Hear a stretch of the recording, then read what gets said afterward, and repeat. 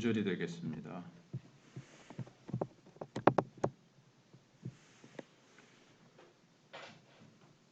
그런즉 이 일에 대하여 우리가 무슨 말하리요? 만일 하나님이 우리를 위하시면 누가 우리를 대적하리요? 자기 아들을 아끼지 아니하시고 우리 모든 사람을 위하여 내주시니가 어찌 그 아들과 함께 모든 것을 우리에게 주시지 아니하겠느냐? 누가 능히 하나님께서 택하신 자들을 고발하리요? 의롭다 하신 이는 하나님이시니 누가 정죄하리요? 죽으실 뿐 아니라 다시 살아나신 이는 그리스도 예수시니 그는 하나님 우편에 계신 자요 우리를 위하여 간구하시는 자시니라. 누가 우리를 그리스도의 사랑에서 끊으리요? 환난이나 공고나 박해나 기근이나 적신이나 위험이나 칼이랴. 기록된 바 우리가 종일 주를 위하여 죽임을 당하게 되며 도살당할 양같이 여김을 받았나이다 함과 같으니라. 그러나 이 모든 일에 우리를 사랑하시는 이로 말미암아 우리가 넉넉히 이기느니라. 내가 확신하노니 사망이나 생명이나 천사들이나 권세자들이나 현재일이나 장래일이나 능력이나 높음이나 깊음이나 다른 어떤 피조물이라도 우리를 우리 주 그리스도 예수 안에 있는 하나님의 사랑에서 끊을 수 없으리라. 아멘. 사도 바울은 1장부터 8장 30절까지 로마 교인들에게 복음을 소상하고도 깊이 있게 설명을 해왔습니다. 사실 30절에서 복음의 그 소상한 내용은 끝이 나고 31절부터 39절의 내용은 복음의 비밀을 다 밝히고 난 다음에 바울의 가슴에 끓어오르는 감격과 기쁨을 쏟아놓는 그의 고백이고 찬송이라고 할 수 있습니다. 그런즉 이 일에 대하여 우리가 무슨 말하리요? 우리가 극도로 기쁜 감정을 표현하는 말이죠. 감당하기 어려운 벅찬 일을 당하면 말문이 막히는 법입니다. 바울이 지금 그런 어떤 상황이 되고 그런 심정이 되어서 이야기를 하고 있는 겁니다. 그래서 6가지 질문 형식을 빌려서 하나님을 찬양하고 있죠. 우리가 무슨 말하리요? 누가 우리를 대적하리요? 어찌 그 아들과 함께 모든 것을 우리에게 은사로 주시지 아니하겠느냐? 누가 우리를 송사하리요? 누가 우리를 정죄하리요? 누가 우리를 그리스도의 사랑에서 끊으리요? 이렇게 6가지 질문을 하는 겁니다. 얼마나 벅차고 얼마나 확신이 가면 이렇게 큰 소리를 칠 수 있겠습니까? 근데 아직도 이 감격이 별로 느껴지지 않으면 우리가 하나님 앞에 이 복음의 말씀을 붙들고 기도해야 됩니다. 누가 나를 하나님의 사랑에서 끊을 수 있겠느냐고 외치는 것은 바울 혼자의 그 독창이 되어서는 안 됩니다. 우리 모든 믿는 성도들, 복음을 이해하고 깨달은 성도들에게는 다 이 감격이 있어야 되겠습니다. 우리의 가슴도 바울처럼 뜨거워져야 된다는 거죠. 아무도 이 구원을 흔들거나 망칠 수 없다는 것을 이제 바울은 선언하는 겁니다.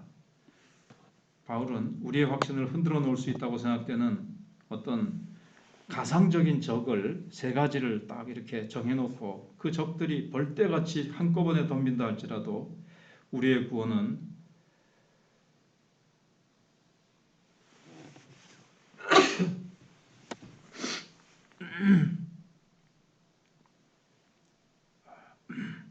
절대로 안전하다는 사실을 감격에 넘치는 어조로 이렇게 외치고 있습니다. 우리가 언제 구원에 흔들립니까? 다른 것이 아니라 하나님의 사랑에 대해서 의심하게 될 때 흔들릴 겁니다. 31절에 보시면 만일 하나님이 우리를 위하시면 누가 우리를 대적하리요? 하나님이 끝까지 사랑하시는 자를 누가 감히 대적하겠습니까? 하나님의 사랑이 변함이 없는 한 그 사랑 때문에 죄와 사망에서 건져 놓으신 우리를 하나님이 포기하실 리가 없다는 겁니다. 우리가 죄인 되었을 때 우리를 사랑하셨던 하나님, 그래서 그 사랑으로 우리를 건져내셨습니다. 근데 그 사랑이 중간에 하나님이 식어버린 거나 하나님이 표현이 죄송하지만 변덕스러워서 그만 사랑할래 하고 그치겠느냐 하는 겁니다. 하나님의 사랑은 변함이 없으신 사랑, 무궁한 사랑이기 때문에 우리를 끝까지 사랑하시니까 우리는 흔들릴 필요가 없다는 겁니다. 마귀는 구원의 확신을 흔들기 위해서 쉬지 않고 하나님의 사랑을 의심하게 하는 수법을 씁니다. 하나님이 나를 사랑하신다면 이럴 수가 있어? 왜 이런 일이 일어날까 하고 불안해하는 버릇은 꼭 남의 것이 아닙니다. 우리에게도 이따금씩 그렇게 마귀가 우리를 흔들면서 찾아옵니다. 그러나 바울은 완벽한 논리를 가지고 있습니다. 마귀가 아무리 유혹해도 하나님의 사랑을 의심해서는 안 된다고 가르쳐주고 있습니다. 32절에 자기 아들을 아끼지 아니하시고 우리 모든 사람을 위하여 내어주시니가 어찌 그 아들과 함께 모든 것을 우리에게 은사로 주지 아니하시겠느냐. 우리를 위하는 하나님의 사랑이 지닌 영원 불변성을 무엇으로 증명할 수 있겠습니까? 하나님이 우리를 위해 독생자를 아끼지 않고 주신 사실을 미루어 보아서 알 수 있다라고 말씀하고 있습니다. 독생자를 주셨다는 것은 하나님이 가장 아끼던 것을 우리를 위해서 내놓으셨다는 것을 의미합니다. 하나님이 가장 값진 선물을 값없이 주셨다는 말입니다. 이렇게 엄청난 희생을 치르신 하나님의 사랑이 어찌 변할 수 있겠느냐? 이게 이제 바울의 논리입니다. 우리는 이제 독자를 키워보지 않은 이상 이 사랑을 다 이해할 수 없을 것이고, 또 독자를 키워봤다 한들 하나님의 그 사랑과 어떻게 우리가 비교할 수 있겠고 헤아릴 수 있겠습니까? 예수님을 십자가에 못 박은 자가 사실 누굽니까? 로마 군병이나 유대인이나 빌라도가 아닙니다. 예수님을 십자가에 내어주신 분은 하나님 자신이었습니다. 그렇게 아끼던 독자를 십자가에 내어놓으신 분은 하나님이십니다. 그래서 로마서 4장 25절에 예수는 우리 범죄함을 위하여 내어줌이 되고 그랬습니다. 하나님이 예수님을 죽음에 내어주신 겁니다. 갈라디아서 3장 13절에서도 그리스도께서 우리를 위하여 저주를 받은 바 되사 하나님이 자기 아들을 아끼지 아니하시고 우리를 위하여 내어주셨기 때문에 예수님이 우리가 받아야 될 저주를 대신 이제 받으신 겁니다. 그래서 논리적으로 따져볼 때 하나님의 입장에서 절대로 거부할 수 없는 사실이 하나 있는데, 자기 아들을 아끼지 아니하시고 우리 모든 사람을 위하여 내어주시니가 어찌 그 아들과 함께 모든 것을 우리에게 은사로 주시지 아니하시겠느냐. 우리를 사랑하셔서 독자 예수 그리스도를 내오신 하나님이시면 나머지 우리를 위해서 해주지 못하실 일이 무엇이 있겠느냐는 거예요.